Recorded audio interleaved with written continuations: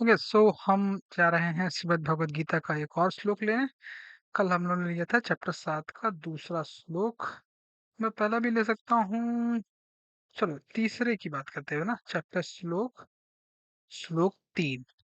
हजारों मनुष्यों में कोई एक मेरी प्राप्ति के लिए यत्न करता है, और उन यत्न करने वाले योगियों में भी कोई एक मेरे परायण होकर मुझको तत्व से अर्थात यथार्थ रूप से जानता है। ठीक है। मनुष्याणाम सहस्त्रेषु सहस्त्र यानी कि हजार। मनुष्याणाम यानी कि मनुष्यों में कश्चित अद्यतति सिद्धे यत् ताम अपि सिद्धानाम कश्चिन माम वेत्ति तत्वतः। वेत्ति माने जानना, तत्वता माने तत्व से जानता है। ठीक है, संस्कृत मेरी बहुत अच्छी नहीं है, बट डजंट मैटर मच। हम लोग हिंदी अनुवाद पे आते हैं। धीरे धीरे हम लोग उसको भी बेटर आउट कर लेंगे। तो कह रहे हैं श्री कृष्ण अर्जुन से कह रहे हैं, हजारों मनुष्यों में से कोई एक मेरी प्राप्ति के लिए यत्न करता है। हजारों मनुष्यों में से कोई एक अगर मेरी प्राप्ति के लिए यत्न करता है, तो प्रश्न ये उठता है कि बाकी क्या करते हैं, 999 क्या करते हैं। अगर भारत की जनसंख्या 140 करोड़ है या फिर विश्व की जनसंख्या 800 करोड़ है ना। तो बाकी के लोग क्या कर रहे हैं, अगर वो 1% भी नहीं हुए, हजार में से एक तो 1% भी नहीं हुआ, हम लोग मान के चल लेते हैं 1%, तो बाकी के 99% जो है वो किन चीजों के लिए यत्न कर रहे हैं। जनरली तो हम लोग यही देखते हैं, है ना, सरकारी नौकरियां, शादी, बच्चे, घर, बंगला, गाड़ी, कार, ज्यादा बैंक अकाउंट में पैसे। मैंने तो यही ही देखा है, और जनरली भी यही देखा जाता है। ठीक है, तो वो उनकी यत्न उसके लिए यत्न करते हैं। और श्री कृष्ण कह रहे हैं अर्जुन से कि हजारों मनुष्यों में से कोई एक मेरी प्राप्ति के लिए यत्न करता है, और उन यत्न करने वाले योगियों में भी कोई एक मेरे परायण होकर मुझको तत्व से अर्थात यथार्थ रूप से जानता है।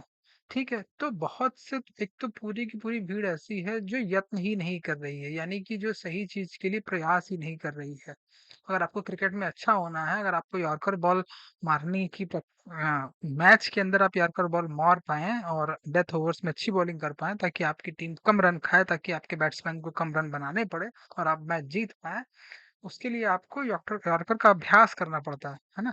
तो किसी भी चीज को इस दुनिया में प्राप्त करने के लिए आपको समय लगाना पड़ता है, दिन का, हफ्ते का, महीने का, साल का, जिंदगी का, है ना। एक बॉलर ऐसे ही नहीं बन जाता है। मैच के अंदर भी बहुत सारी गेंदें फेंकता है, टेस्ट मैच में तो बहुत फेंकता है, ओडीआई में भी फेंकता है, टी20 में भी फेंकता है, आईपीएल में भी फेंकता है, अगर भारत का बॉलर है तो। ठीक है। और उसके पहले न जाने कितने नेट में फेंकता है, तो बहुत सारा समय जाता है ना। तो फिर से देखो, किसी भी श्लोक को में उतरने का तरीका यही होता है, किसी भी चीज, श्लोक, व्यक्ति, जगह, क्षेत्र में उतरने का तरीका यही है कि आप उसके साथ थोड़ा सा समय बिताइए। तो हजारों मनुष्यों में से कोई एक, अब भारत की जब आजादी हुई थी 1947 में अंग्रेजों से, ठीक है, उस समय की जनसंख्या कितनी थी, 300 करोड़ थी। ठीक है। हस्तिनापुर राज्य था, तो उसी हिसाब से बता रहे हैं, वो तो बहुत पहले की बात है, हस्तिनापुर तो क्षेत्र जो आधुनिक हरियाणा वगैरह पड़ता है। तो हजारों मनुष्यों में से कोई एक मेरी प्राप्ति के लिए यत्न करता है, और उन यत्न करने वाले योगियों में से भी कोई एक मेरे परायण होकर मुझको तत्व से अर्थात यथार्थ रूप से जानता है। ठीक है। तो यत्न करने के लिए, भगवत प्राप्ति की के लिए यत्न करना का मतलब क्या हुआ, है ना। पहली बात तो हम ये समझ रहे हैं सामान्य दृष्टि से, जो इसको पार्ले जी दिखता है, जिसको किटकैट की चॉकलेट दिखती है, जिसको पिज्जा दिखता है ना, जिसको नायका ऐप के ऑफर्स दिखते हैं, अमेजन की बिग बिलियन डील्स दिखती है, जिसकी नजर में ये सारी चीजें बड़ी आराम से समझ में आ जाती है, हम उस व्यक्ति के संदर्भ में बात करने की कोशिश कर रहे हैं कि यत्न करने का मतलब क्या हुआ। यत्न करने का मतलब हुआ कि आप कम से कम समय लगाएंगे। ठीक है, हो सकता है कुछ पैसे भी लगाएं, आपको यॉर्कर की प्रैक्टिस करनी है तो आप बॉल खरीदोगे, है ना। हो सकता है किसी ग्राउंड में अगर कोई कोच सिखाता होगा तो कोच की फीस दोगे, ताकि वो तुम्हें उस ग्राउंड का एक्सेस भी दे। ये तो सिखाई सिखाई कि ऐसे बॉल फेंको, यहाँ बॉल फेंको, ऐसे पकड़ो, है ना, यहाँ से रनअप लो, थोड़ा टेढ़ा हो, थोड़ा सीधा हो, वो सारी बातें तो एक अलग है। ठीक है। लेकिन आपको ग्राउंड का एक्सेस भी तो चाहिए, घर के अंदर ही तो आप बॉल नहीं मारने लगोगे। ठीक है। तो उस संदर्भ में अगर हम देखें, तो यत्न करने का मतलब हुआ समय निकालना, कुछ हद तक धन निकालना, एक जगह भी होनी चाहिए जहां आप उसका यत्न करते हैं। अब यॉर्कर की प्रैक्टिस स्विमिंग पूल के अंदर तो करोगे नहीं। ठीक है, हालांकि सचिन तेंदुलकर जो है वो दौड़ने की प्रैक्टिस बहुत सारे एथलीट करते हैं, मुझे लगता है ना, पानी के अंदर जहाँ कहीं भी ड्रैग ज्यादा हो, पानी के अंदर दौड़ना या फिर हवा में पीछे पैराशूट वगैरह से फुटबॉलर जो होते हैं पीछे पैराशूट टाइप लगा के दौड़ते हैं ताकि अ, तेज और रेजिस्टेंस मिले उन्हें। ठीक है, उसका फायदा उनको होता है। जिस किसी ने भी स्विमिंग की है उसको पता होगा स्विमिंग करने के बाद जब आप चलते हो तो है ना हवा का जो ड्रैग है वो पानी के ड्रैग से कम होता है, तो आपको बहुत ही हल्का फील होता है सर। तो आप बह रहे हो एक्चुअली में चलते टाइम, है ना। जिसने किया ही नहीं है तो फिर तो बात ही अलग है। उसे करने का एक बार प्रयास करना चाहिए। पता करो कितने स्विमिंग पूल है आपके जिले में। ठीक है, वापस आते हैं। हजार मनुष्यों में से कोई एक मेरी प्राप्ति के लिए यत्न करता है। ठीक है, देखो आ, सत्व रजस तमस तीन चीजें तो पता ही होगी, है ना। हमारा समय कहीं ना कहीं तो जा ही रहा होता है। अब अगर आप ये कहे, कोई भी व्यक्ति ये कहे, जो बहुत सारे लोग मिल जाएंगे कि भैया समय ही नहीं मिल पा रहा है ना। जो गृहस्थ हो जाते हैं वो कहते हैं कि बीवी बच्चों से के अलावा बीवी बच्चे नौकरी तीनों देखने हैं, समय नहीं है। जो गृहस्थ नहीं है, जो विद्यार्थी जीवन में, वो कहते हैं कि सिलेबस भी निपटाना है और गर्लफ्रेंड से भी बातें करनी है, अगर है तो, नहीं है तो भी है ना, उनके पास कुछ और समय नहीं निकलता। जो बूढ़े हो जाते हैं वो कहेंगे कि क्या नाम है, अब तो समय सारा ऐसे ही जिंदगी के निकल गया, अब करेंगे क्या। तो जो भी स्थिति है, जो भी उम्र है, जो भी जगह है आपकी, मैं भारत के लार्जली 150 करोड़ के संदर्भ में बात कर रहा हूँ। छोटा बच्चा तो क्या ही करेगा ज्यादा। हाँ, 10वीं उम्र से लेके 10 से 20, 20 से 30, 30 से 40 के बीच में, ज्यादा 40 से 50 भी मान लो। ठीक है, तो आप ये देखिए कि आपका दिन का वो कौन सा समय है जो खराब जा रहा है ना, जो आपके हिसाब से कुछ भी नहीं दे रहा है आपको। ऐसे ही हफ्ते का निकाल लीजिए, महीने का निकाल लीजिए। तो उसी समय को निकाल के, उसी जगह को हटा के, उसी जगह पे जाना बंद करके, उसी समय को निकाल के, उसी ऊर्जा को, और अगर वहां पैसे भी लग रहे हैं आपके, है ना, तो उस पैसे को बचा के ही आप भगवत प्राप्ति के लिए यत्न करते हैं। ये तो हो गया कि आप संसाधन कैसे निकालेंगे, है ना, यत्न करने के लिए, अगर यत्न करना चाहें तो। दूसरी बात आती है कि यत्न करना क्या है, तो कह रहे हैं हजारों मनुष्यों में से कोई एक मेरी प्राप्ति के लिए यत्न करता है।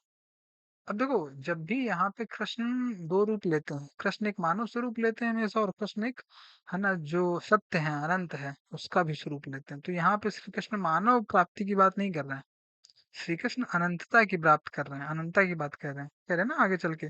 और उन यत्न करने वाले योगियों में भी कोई एक मेरे परायण होकर, है ना, यत्न करता है, योगी होता है ना। जो यत्न करता है मेरे लिए वही योगी होता है। योग की मैंने परिभाषा बताई थी।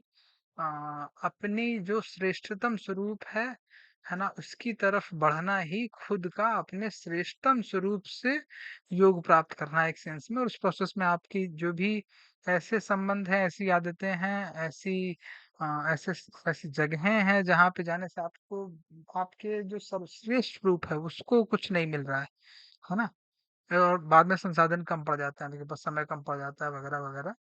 तो अपने ही सबसे उच्चतम स्वरूप का, सबसे शुद्धतम स्वरूप से जुड़ना आ, ही अल्टीमेटली योग है। और उसके लिए आप जो भी प्रक्रिया अपनाते हैं उस प्रक्रिया को योग कहेंगे, और अगर आप ऐसे हैं तो आप योगी हैं। और नहीं तो फिर, और उसमें ऑब्वियसली आपकी वर्तमान स्थिति से आपको थोड़ा सा दुख होना चाहिए। अगर जैसे मान लीजिए कि आपके जीवन में 1000 तरह की समस्याएं हैं, 50 तरह की समस्याएं हैं, लेकिन अगर आप उससे खुश हैं, है ना, तो फिर आपको योग की क्यों जरूरत है। फिर तो जो आपका वर्तमान स्वरूप हुआ, वर्तमान जो संबंध है, जो सब कुछ, जो बातें आपके कानों पे पड़ती हैं, जो बातें आप पढ़ रहे हैं, जो जिस तरह की आप बातें सुनते हैं, जिस तरह की आपकी जिंदगी है, जो आपके बैंक अकाउंट की स्थिति है, जो आपके शरीर की स्थिति है, जो आपके ज्ञान की स्थिति है ना, नॉलेज की बात, ज्ञान दो आते हैं, ज्ञान और विज्ञान दो होते हैं। ठीक है, तो अगर आप उन सब चीज़ों से संतुष्ट हैं, जैसा टेम्परेचर है, जैसा क्लाइमेट चेंज की स्थिति है, जैसे संविधान की स्थिति है, जैसे सरकारों की स्थिति है, जैसे दुनिया में युद्ध की स्थिति है, अगर उन सब चीज़ों से आप संतुष्ट हैं, तो फिर तो कुछ क्यों ही बदलना है ना? फिर तो आपकी सारी आदतें सही है, फिर तो आपके सारे संबंध सही हैं, वगैरह वगैरह। ठीक है, तो एक आपकी योग की यात्रा यहाँ से भी शुरू हो जाएगी, जब आप कुछ नहीं, एक पेपर पे, है ना, 4-5 चीजें ऐसे लिख लें जो आपको अभी अपने वर्तमान जीवन में पसंद नहीं हो, आपसे जुड़ी हो, है ना, देश से जुड़ी हो, दुनिया से जुड़ी हुई, किसी दूसरे व्यक्ति से जुड़ी हुई हो, अपनी डिस्कंटेंट जिसको मैं बोलता हूँ, ठीक है ना, उसको जाया नहीं करना चाहिए। ठीक है, वो यूजली आपके अंदर का जो सत्य है वो ही बेचैन होता है। अपनी बेचैनी से दूर नहीं भागना चाहिए, आपकी बेचैनी से होके ही आपके योग का रास्ता गुजरता है। ठीक है, तो इन बातों को भी समझिए। जो भगवत प्राप्ति है वो बेचैनी से होके गुजरती है। जब अपनी बेचैनी को पूरी तरीके से सुनने की कोशिश करते हैं, हम में से बहुत सारे लोग यही करते हैं कि कुछ रास्ता निकाल लेते हैं धीरे से, इन वन वे और द अनदर, कि ये हमारी बेचैनी है, हम बेचैन हो रहे हैं तो चलो मैच देख लेते हैं, हम बेचैन हो रहे हैं तो चलो फुटबॉल का मैच देख लेते हैं, हम बेचैन हो रहे हैं तो चलो घूम आते हैं, हम बेचैन हो रहे हैं तो एक वेब सीरीज देख लेते हैं, हम बेचैन हो रहे हैं तो किसी को फोन लगा लेते हैं, हम बेचैन हो रहे हैं तो कुछ भी कर देते हैं, है ना? तो इस तरीके से हम अपनी बेचैनी से दूर भागने के रास्ते खोज लेते हैं और फिर वो बन जाती हैं आदतें, वही आदतें बाद में संबंध बन जाती हैं, और वही आदतें संबंधों को का जब डेटा कलेक्ट कर लेते हैं, है ना, इंस्टीट्यूशंस और कंपनियां, तो वो बड़े बड़े प्लेटफॉर्म्स बन जाते हैं, प्रोडक्ट बन जाते हैं जिनका फिर आप सब्सक्रिप्शन भी लेते हो। ठीक है। क्रिकेट देखने के लिए क्रिकेट देखना एक चीज है, और अपनी बेचैनी से भागने के लिए क्रिकेट देखना अलग चीज है ना? खैर उतना वो सटल जो अंतर है वो आप धीरे धीरे समझने लगे हैं। ठीक है, एक दिन में पूरी धरती बदलने का और अपने आप के पूरे अहंकार को समाप्त करने का प्रयास से थोड़ा सा आप बचेंगे, तो यात्रा लंबी चल पाएगी और सच में कुछ गेन कर पाएंगे, है ना? एक दिन में Rome was not built in a day. ठीक है, अंग्रेजी में सब कुछ बेकार ही नहीं लिखा है, सब कुछ जो अच्छा है वो केवल संस्कृत में ही नहीं लिखा है और हिंदी में नहीं लिखा है, और सब कुछ जो बेकार है वो ही केवल इंग्लिश में नहीं लिखा है, चाहे मलयालम या तेलुगु या फिर तमिल या फिर किसी भी भाषा में। हर भाषा को बोलने वाले लोगों के अंदर, है ना, सत्य की समझ वाले लोग हुए हैं, होंगे आगे भी, और उन्होंने हमेशा अच्छा कहा। हर भाषा की अच्छी चीजों को लीजिए। ठीक है, उसके लिए पहले आपको सत्य की समझ पता होनी चाहिए। सत्य प्राप्त होता है, सत्य समझ में तब आता है जब आप ये जान जाते हो कि क्या क्या झूठ है। तो आपको सत्य एक सेंस में नहीं समझ में आता सीधे, सत्य को जानने का तरीका, सत्य को समझने का तरीका सीधा नहीं है ना? सत्य को समझने का तरीका ये है कि ये तो झूठ बात है ना? ये जो बात है ये तो सत्य नहीं है। ठीक है, ये जो व्यक्ति है, इस व्यक्ति के साथ जो मेरा संबंध है वो तो सबसे सही संबंध नहीं है, इससे तो कुछ अलग होना चाहिए। तो अगेन अपनी बेचैनी को जब ध्यान से आप सुनते हैं तो आपको ये सब चीजें मिलती हैं।